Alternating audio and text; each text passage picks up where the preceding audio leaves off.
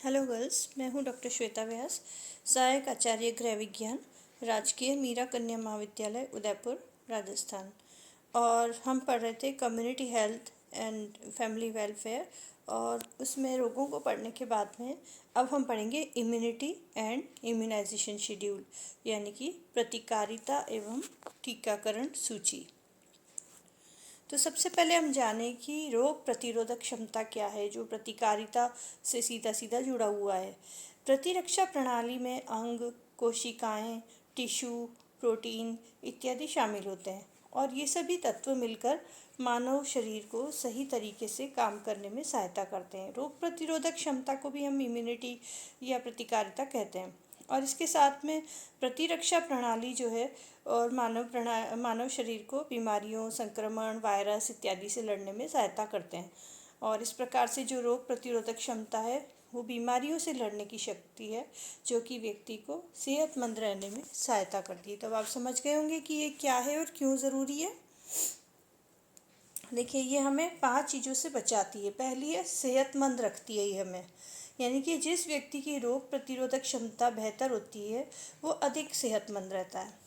मानसिक रूप से मजबूत होना, यानी कि जब रोग प्रतिरोधक क्षमता अच्छी होती है तो ये उसे मानसिक रूप से भी मजबूत रहने में मदद करती है, जिससे कि उसे मानसिक रोग होने की संभावना कम हो जाती है। तीसरी बात है, शारीरिक मजबूती बनी रहना, यानी कि जब बीमारियां कम होगी, कोई किसी तरह की रोग होने के चांसेस नहीं होंगे, तो फिर वो शारीरिक रूप से भी व्यक्ति मजबूत रहेगा।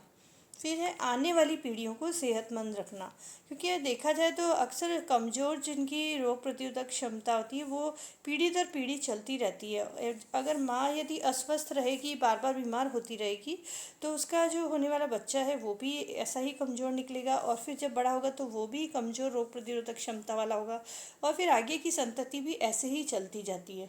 तो इस कारण इसको कड़ी को बीच में ही रोक करके और इसे मजबूत बनाने की आवश्यकता है, जिससे कि आने वाली पीढ़ी जो है वो सेहतमंद रहे। फिर लास्ट है, परिवार को गंभीर बीमारियों से बचाना, यानी कि ऐसा नहीं है कि सिर्फ आने वाली पीढ़ियों पर ही कमज़ोर रोग प्रतिरोधक क्षमता का असर पड़ेगा, बल्कि जो परिवार के जो दूसरे मौजूद सदस्य हैं उनकी सेहत पर भी पड़ता है, क्योंकि व्यक्ति बार बार बीमार होता है और कई बार तो कम्युनिकेबल डिजीज़ होती है, एक से दूसरे को होती है। इम्यूनिटी अच्छी भी हो तो भी अगर बार बार उसके ऊपर अटैक पड़ेगा और साथ साथ ही रहेंगे तो उनको भी बीमार होने के चांसेस रहते हैं। और इसके अलावा सेवा में और दवाइयों में एक्स्ट्रा खर्च वो तो होता ही है। अब प्रतिकारिता के भेद देखें, यानी इम्यूनिटी के क्या क्या टाइप्स हैं। तो सबसे पहले देखते हैं, प्रतिकारिता प्राकृतिक भी होती है। प्राकृतिक प्रतिकारिता होती है व्यक्तिगत या जातिगत। अभी हम इनको डिटेल में पढ़ेंगे, पर एक बार के लिए आप नाम याद रखेंगे, व्यक्तिगत है और जातिगत है। कृत्रिम रूप से उपार्जित, एक तो होगी प्राकृतिक जो व्यक्ति में खुद में है या फिर उसकी जाति के कारण है, और कृत्रिम रूप से जो उपार्जित है वो है जो अपन इंजेक्शन देते हैं या फिर जो और बाहरी किसी कारण से हो जाती है। तो पहली तो है सक्रिय। सक्रिय यानी जैसे बीमारी हो जाने के बाद बॉडी अपने आप एंटीबॉडीज़ उत्पन्न कर लेती है और फिर वो बीमारी होने के चांसेस कुछ समय तक नहीं होते हैं। किसी किसी बीमारी में ये हमेशा रहते हैं एंटीजन, किसी किसी में कुछ महीने, कुछ साल इस तरह से हो सकते हैं। दूसरी होती है टीकों द्वारा उपार्जित। ये भी सक्रिय है, इसमें भी थोड़ी सी उसका साइड इफ़ेक्ट देखने में आता है, जैसे बुखार आया या सूजन आई और उसके बाद में व्यक्ति में एंटीजन बन जाते हैं, एंटीबॉडीज़ बन जाते हैं, तो ऐसा टीकों के द्वारा उत्पन्न कर सकते हैं हम। तो ये सक्रिय होते हैं वो जो कि अपन थोड़े से वायरस या बैक्टीरिया या जो भी जीवाणु है वो थोड़े से डालते हैं अपन, तो वो एक्टिवली वर्क करते हैं और एंटीबॉडी उत्पन्न करने को बाध्य करते हैं बॉडी को। दूसरा होता है निष्क्रिय। निष्क्रिय क्या होता है? एक तो होता है माता से प्राप्त होते हैं, पहले से एंटीबॉडीज़ बने हुए हैं, माता में है तो बच्चे को भी मिल जाएंगे। वो तो मिलते ही हैं जब कोलेस्ट्रम लिया जाता है बच्चे को, माँ का दूध अगर समय पर पिलाया जाता है तो वो बच्चे को मिलेंगे कुछ एंटीबॉडीज़। फिर दूसरा होता है एंटीटॉक्सिन, यानी कि जो जीवाणु जो जहर उत्पन्न करते हैं उसको रोकने के लिए एंटीटॉक्सिन दिया जाता है, जैसे कि एटीटी में इंजेक्शन में दिया जाता है। तो उसका जहर का काट एक तरह से, तो ये कोई एक्शन नहीं कर रहा है पर ये जहर का काट है। फिर अब हम इनको एक्सप्लेन करते हैं डिटेल में। तो प्राकृतिक प्रतिकारिता क्या है, आप इसको समझ लें कि व्यक्तिगत प्रतिकारिता क्या है। जो कुछ व्यक्तियों में तो कोई रोग होता है और किसी में नहीं होता है, क्योंकि उनके शरीर में स्वाभाविक प्रतिरोधात्मक एंटीबॉडीज़ होते हैं। फिर जातिगत का मतलब ये नहीं है कि जैन है तो नहीं होगा, राजपूत है तो नहीं होगा, ऐसा कुछ नहीं है। मनुष्य जाति में कुछ रोग ऐसे प्रचलित है जो पशु जाति में नहीं होते, यानी आप समझे कि मनुष्य जाति और पशु जाति। जैसे कि पोलियो है या क्षय रोग है। इसी प्रकार से मनुष्य की कुछ जातियों में कुछ रोग नहीं होते। जातियों से मतलब है रेस या नस्ल जिनको बोलते हैं हम। जैसे कि अफ्रीका की जो हबशी जाति है, उन लोगों को पीत ज्वर नहीं होता। अब कृत्रिम उपार्जित प्रतिकारिता देखें तो इसमें जो हमने सक्रिय विधि देखी, तो रोग होने के बाद में, यानी कि व्यक्ति को जब एक बार रोग हो जाता है तो उस रोग से रक्षा करने के लिए बड़ी संख्या में उस रोग के खिलाफ एंटीबॉडीज़ उत्पन्न हो जाते हैं और ये बचाव क्षमता बड़े लंबे समय तक शरीर को सुरक्षित रखती है। जैसे कि खसरा, डिप्थीरिया, पोलियो, पीत ज्वर इत्यादि से पीड़ित व्यक्ति को रोग हो जाने के पश्चात जनरली नहीं होता है, और यदि कभी होता भी है तो इतना ज़्यादा नहीं होता है, क्योंकि एंटीबॉडीज़ काफ़ी समय तक उससे लड़ते हैं। फिर आता है टीकों के द्वारा उपार्जित, यानी कि वैक्सीन, जिनको अपन जानते हैं डीपीटी का टीका है या फिर ये एंटी एलर्जिक है और इस तरह से। तो ये प्रतिकारिता जो है टीके लगाकर प्राप्त की जाती है। टीके में प्रतिजनक सामग्री होती है, एंटीजन सामग्री होती है, जो कि व्यक्ति को कुछ समय के लिए संरक्षण प्रदान कर देती है। अब टीके कई तरह से तैयार होते हैं, जैसे कि जीवित शक्तिहीन जीवाणुओं से, जैसे कि क्षय रोग में होता है फॉर एग्जाम्पल, 3 से 4 वर्ष की प्रतिकारिता देता है। और इसी प्रकार से पोलियो है, चेचक है, पीत ज्वर है, प्लेग रोग है, ये सब जीवित जीवाणुओं से तैयार किया जाता है। इनको पहले से बहुत कम मात्रा में इनको लिया जाता है और साथ में ऐसी वैरायटी ली जाती है जिनसे रोग ज़्यादा भयंकर नहीं होता। तो इस तरह से उनको लेकर के और थोड़ा बॉडी में छोड़ा जाता है। जैसे कि चेचक का टीका है, क्षय रोग का है, बीसीजी का टीका, या फिर ये जैसे वायरस वैक्सीन है पीत ज्वर के लिए, ये दिया जाता है। तो ये कुछ समय के लिए प्रतिकारिता देता है। फिर मृत जीवाणुओं से प्राप्त टीके, यानी कि वायरस जो मर जाता है तभी भी वो एंटीबॉडीज़ उत्पन्न कर सकती है बॉडी हमारी। तो उसके लिए जीवित जीवाणु को यूज़ करना ज़्यादा खतरनाक होता है, इसलिए मृत जीवाणुओं को यूज़ किया जाता है। जैसे कि टाइफाइड, हैजा, कुकर खांसी और रेबीज़ के टीके तैयार किए जाते हैं। टाइफाइड फीवर से बचने के लिए टीएबी वैक्सीन का उपयोग किया जाता है। इस वैक्सीन से 1 साल के लिए प्रतिकारिता उत्पन्न होती है। हैजा के लिए एंटी कोलेरा होता है, जब जहाँ पर हो रहा है जैसे फैलने वाला है, ऐसा चल रहा है, तो उस समय उनको अगर हैजा का वैक्सीन दिया जाए तो 8 दिन बाद में प्रतिकारिता प्राप्त हो जाती है।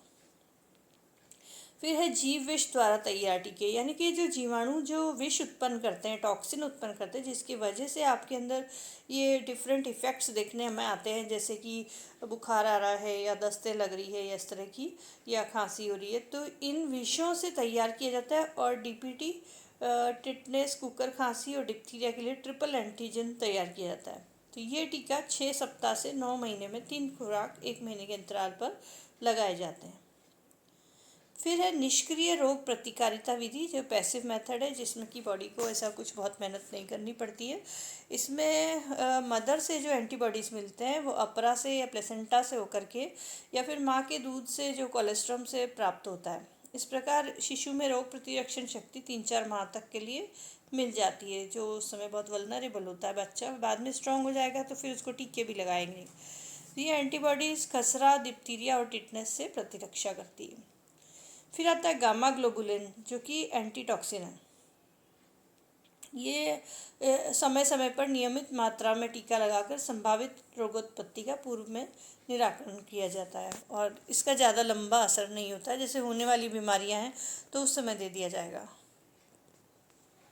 अब ये कुछ टीके हैं जिनका कि चार्ट मैं आपको दिखा रही हूँ। राष्ट्रीय टीकाकरण तालिकाएं हैं बच्चों के लिए, आप इसमें देख सकते हैं। इसमें कुछ देखिए, उम्र, टीका कौन सा है, खुराक कितनी देनी है, और कहाँ पे टीका लगेगा, और उसकी अनुमानित कीमत। जो राष्ट्रीय टीकाकरण मिशन के अंदर जो टीके आते हैं वो ज़्यादातर अस्पतालों में, जो जनरल हॉस्पिटल है उसमें फ्री में मिलते हैं, और जो प्राइवेट अस्पतालों में जब करवाते हैं तो उसकी कॉस्ट देनी पड़ती है। हर जगह हो सकता है कि नहीं मिल पाए, या फिर आपको लगे कि नहीं सुविधाजनक नहीं है और आप प्राइवेट में करवाना चाहें, जल्दी से करवाना है अपना काम, जो भी कारण है, जिस भी कारण से आप उसको बाहर भी करवाना चाहते हैं, तो उसकी अनुमानित कीमत भी लिखी हुई है। क्योंकि सभी टीके हो सकता है कि जनरल हॉस्पिटल में अवेलेबल नहीं हो, तो आपको बाहर से भी लगवाना पड़े, तो एक बार कॉस्ट का आइडिया हो जाता है। जैसे कि जन्म के समय देखा जाए तो बीसीजी लगता है, हेपेटाइटिस बी लगता है और ओपीवी लगता है। तो जो बीसीजी है उसकी खुराक है 0.1 मिलीलीटर एक माँ के बच्चे के लिए, और फिर या फिर 0.1 मिलीलीटर, और अगर बहुत ही छोटा बच्चा है, एक माह तक का ही बच्चा है, तो 0.05 ml है। और कहाँ लगाया जाता है? ऊपरी बाह में। ज़्यादातर आप लोगों के भी लगे हुए होंगे, ये आम में लगा हुआ आता है ऊपर हिस्से में, और कीमत कुछ बहुत ज़्यादा नहीं होती है अगर आप जनरल हॉस्पिटल में करवाएंगे। तो अगर आप बड़े हॉस्पिटल में जाते हैं तो 1000 रुपये तक भी इसकी कॉस्ट हो सकती है। देन हेपेटाइटिस B1 है तो 0.5 ml, और जगह कौन सी है? मध्य जांघ का बाहरी हिस्सा। ओपीवी जो है 2 बूंद है और मुंह से दिया जाता है। फिर छठे हफ्ते पर दिया जाता है DTWP, और ये 0.5 ml दिया जाता है और मध्य जांघ का बाहरी हिस्से पे दिया जाता है। और IP1 है वो ऊपरी वहाँ पर दिया जाता है। हेपेटाइटिस B2 का है, क्योंकि आजकल हेपेटाइटिस भी बहुत ही खतरनाक बीमारी हो गई, तो वो भी लगाया जाता है। तो मध्य जांघ का बाहरी हिस्सा होता है। फिर HIV का होता है 0.5 ml। फिर उसके बाद में रोटा वायरस का होता है, मुंह से दिया जाता है। फिर उसके बाद में PCV का दिया जाता है। ये हिप जो है ना अभी भी शायद अवेलेबल नहीं है, तो इसलिए इसका आगे नहीं डिटेल दिया है। रोटा वायरस 1 जो है वो रोटा वायरस के खिलाफ दिया जाता है और मुंह से दिया जाता है। फिर PCV जो है वो 0.5 ml और मध्य जांघ के बाहरी हिस्से पे दिया जाता है।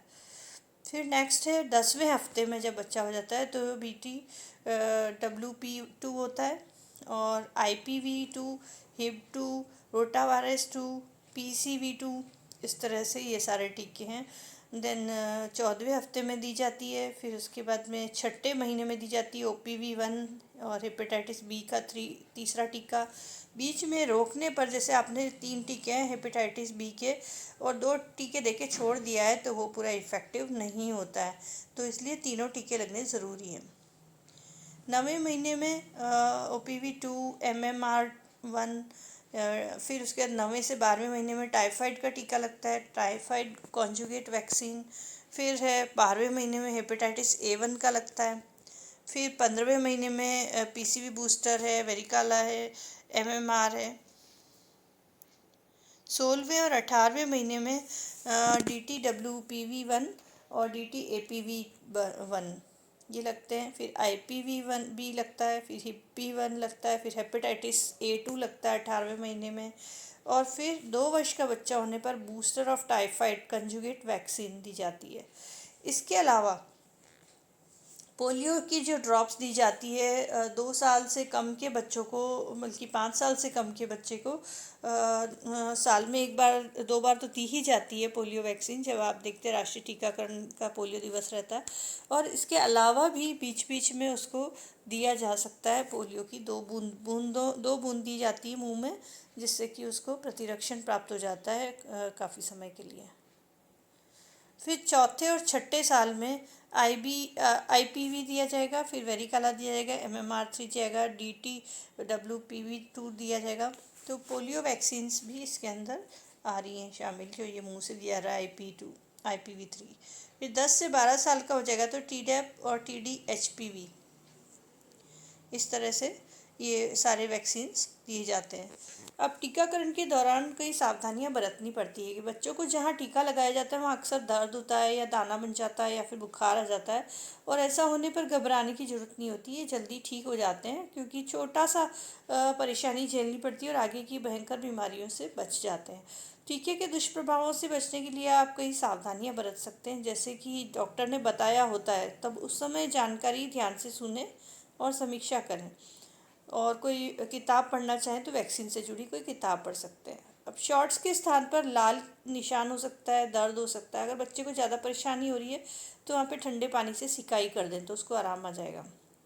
फिर बुखार को कम करने के लिए कूल स्पंज बाथ दे सकते हैं, और डॉक्टर की सलाह पर आप पेन रिलीवर भी दे सकते हैं।